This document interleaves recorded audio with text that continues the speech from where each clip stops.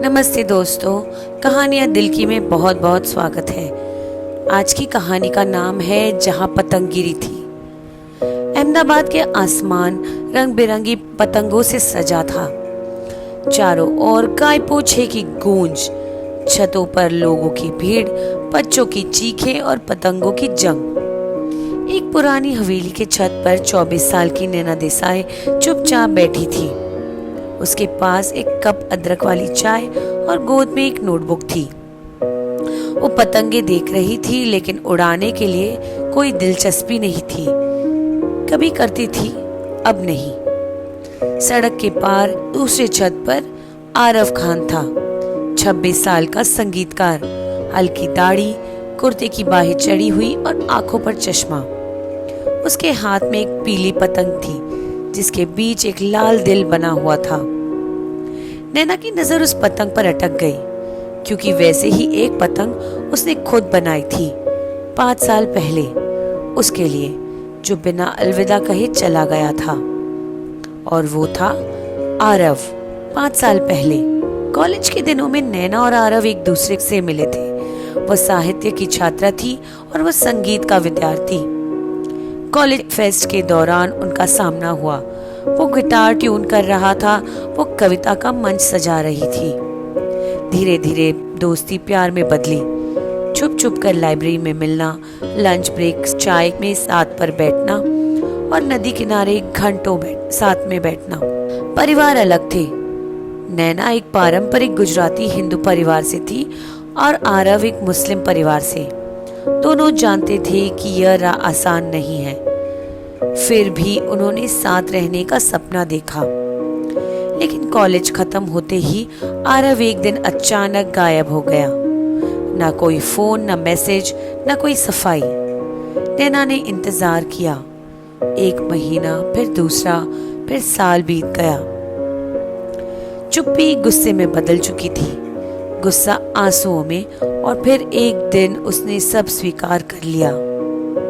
नैना ने खुद को लेखन में डुबो दिया, अपनी पहली किताब छपवाई, लोगों से मुस्कुराकर मिलती रही, लेकिन दिल में वो एक अधूरी पतंग अब भी उलझी हुई थी। आज की छत पतंगबाजी जोरों पर थी। नैना नीचे जाने वाले हल्की उठने लगी, तब एक पतंग की डोर टूटी और सीधा उसके पैरों पर आकर गिर गई। उसका दिल धड़क उठा। धीरे से उसने वो पतंग उठाई। दिल अब भी वैसा ही बना हुआ था, लेकिन फिर पतंग के पीछे लिखा था, आई एम सॉरी नैना। उसने सर उठाया। सामने की छत पर आरव खड़ा था। पतंग छोड़ चुका था, बस उसे ही देख रहा था। शाम को दरवाजा बजा। आरव सामने खड़ा था, हाथ में एक मिट्टी की कुल्हड़ की चाय के साथ। नैना चुप रही। आरव भी कुछ देर चुप रहा, फिर धीमे से बोला, अब बता सकता हूँ।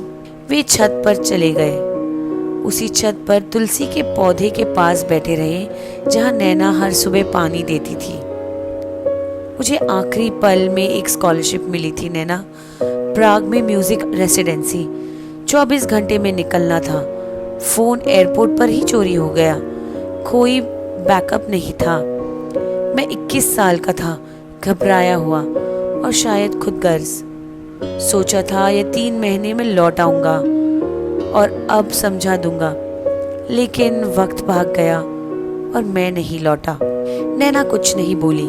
मैं 2 महीने में वापस आया हूँ। हर दिन तुम्हें छत पर देखता हूँ। हर दिन सोचता हूँ, क्या अब हक है वापस आने का?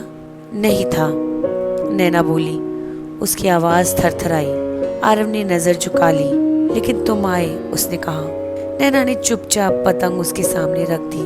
मैंने इसे रखा था, उसने कहा। ये डिजाइन मेरा था। आरव मुस्कुराया। हमेशा से था। वो दिन रिकनेक्शन का था, लेकिन प्यार की वापसी का नहीं। कम से कम अभी नहीं। पर अब वो पतंग नैना की स्टडी में टंगी हुई थी और आरव का म्यूजिक बैकग्राउंड में बज रहा था। कुछ प्रेम कहानियां जोर से नहीं लौटती, कुछ बस टूटी हुई डोर थामकर फिर उसे उड़ाने की हिम्मत करती है। हमें आशा है आपको आज की कहानी पसंद आई हो। Please do like, share, subscribe. Thank you.